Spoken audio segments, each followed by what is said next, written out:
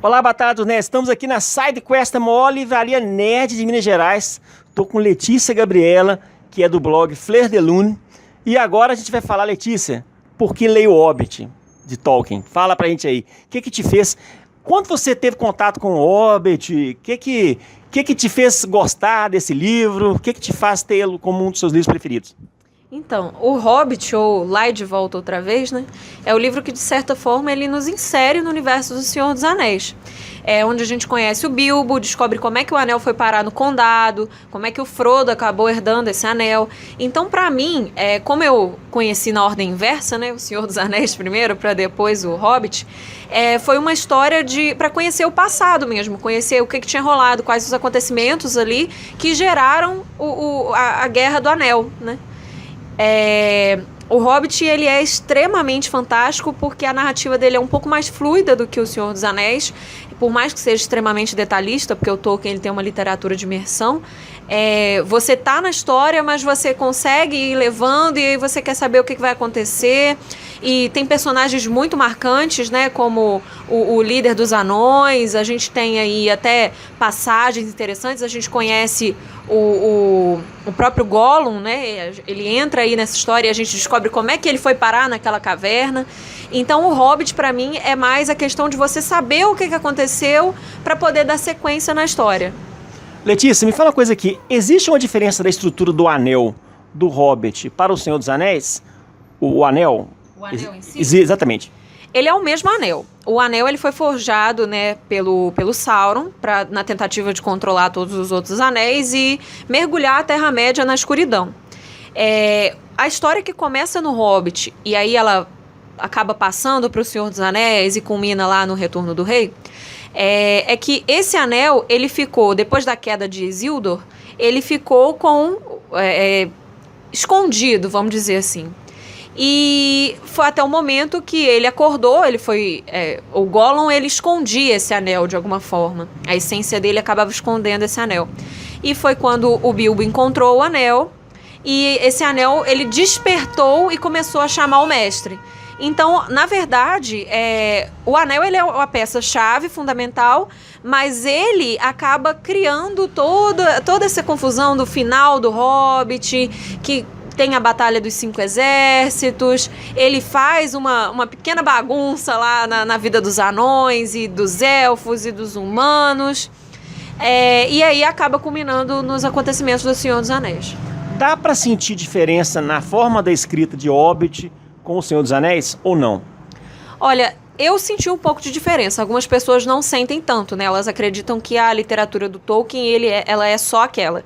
A literatura dele, a leitura, né? Ela é bem linear, ela é bem fluida, né? Como eu falei. Só que o Hobbit, ele é um pouco mais simples, vamos dizer assim.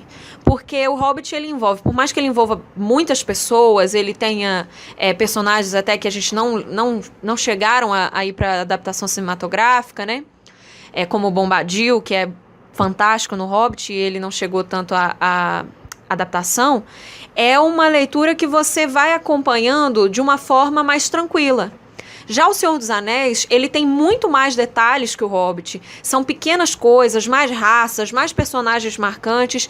Então você tem que prestar uma atenção maior naquilo ali. Já o Hobbit não. Você vai levando, você consegue entender o que está acontecendo. O Senhor dos Anéis, algumas vezes você tem que voltar e falar, não, peraí, o que aconteceu aqui, que influiu aqui? Porque são mais pessoas narrando, né? Tá. O Omelete critica muito a versão cinematográfica do Hobbit. Critica porque, nossa, assim, eu já vi o Érico mesmo detesta, fala mal, fala que não precisava ter tido os 3 filmes e tal. E a sua visão? Você gostou ou não gostou? Eu gostei, como filme de aventura eu gostei, mas pelo pouco que eu sei, eu vi que tem coisa ali que tem no filme que não passa nem perto no livro. O que você, como uma pessoa que admira o livro Hobbit, o que você acha disso?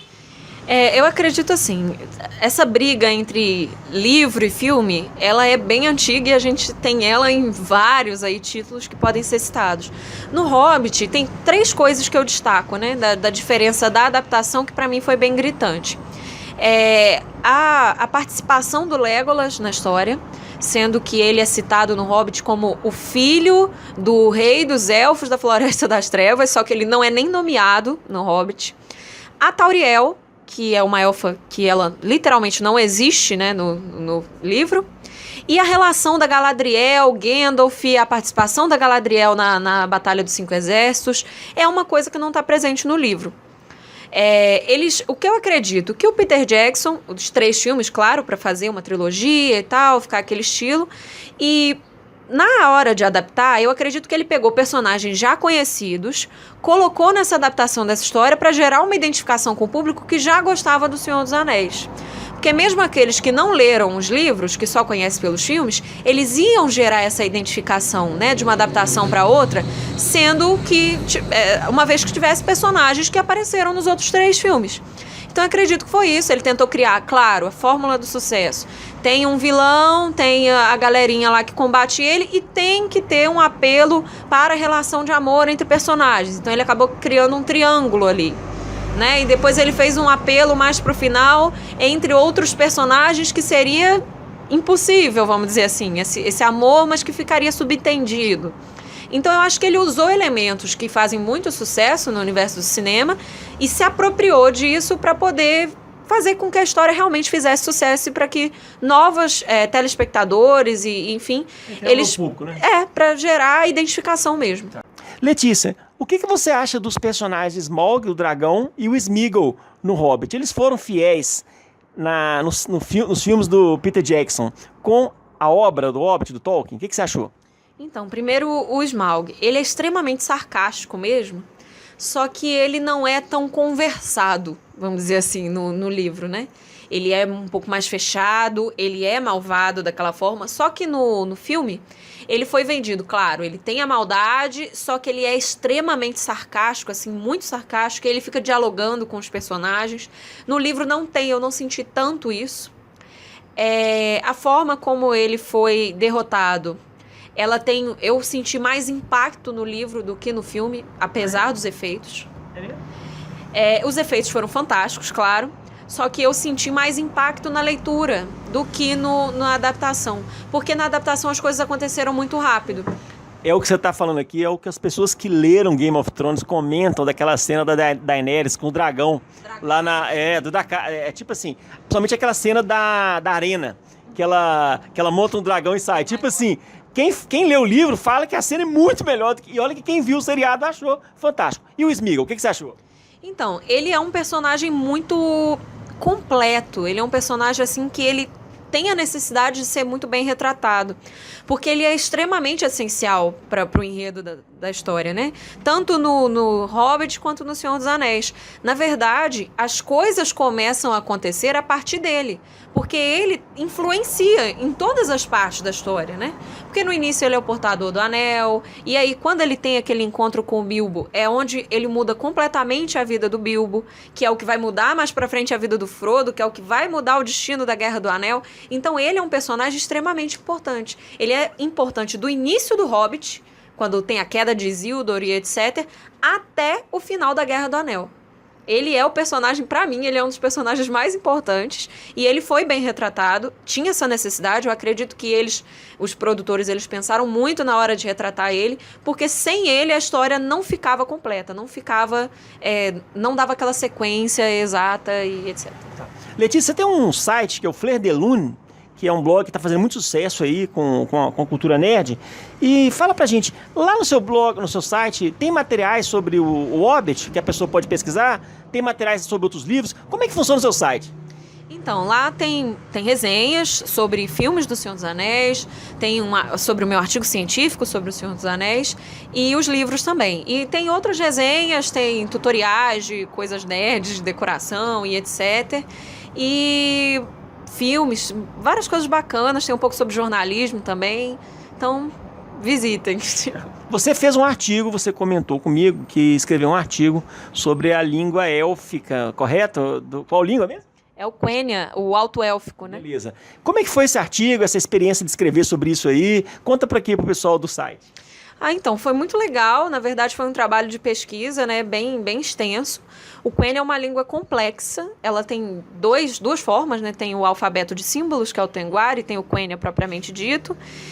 E é uma das línguas mais completas do Tolkien, ela ultrapassou as barreiras literárias, né, para o âmbito real, e o meu artigo fala sobre isso, como é que se dá essa comunicação. Hoje a gente tem fóruns na internet que são dedicados ao ensino, tem livros, né, como se fosse um dicionário élfico, nós temos vários estudiosos, tem um estudioso agora que traduziu o Novo Testamento da Bíblia para o Quenya, então são pessoas que gostam e se dedicam ao estudo da linguística tolkieniana, e eu comecei a me dedicar porque eu gosto muito de Tolkien e era um interesse meu trabalhar a linguística.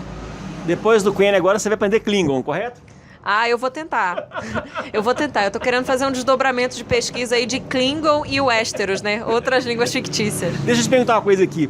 Lá no seu site, a pessoa consegue acessar o seu artigo? Ela consegue acessar, porque eu tenho uma postagem na aba jornalismo, se você for descendo um pouquinho, tem uma postagem sobre um congresso que eu fui apresentar esse trabalho, e aí você clica lá, você consegue ler nos anais do evento. Beleza, então. Letícia Gabriela, do site Fleur de Lune, muito obrigado por você estar no Batalha dos Nerds com a gente mais uma vez. Um abraço, tchau, tchau.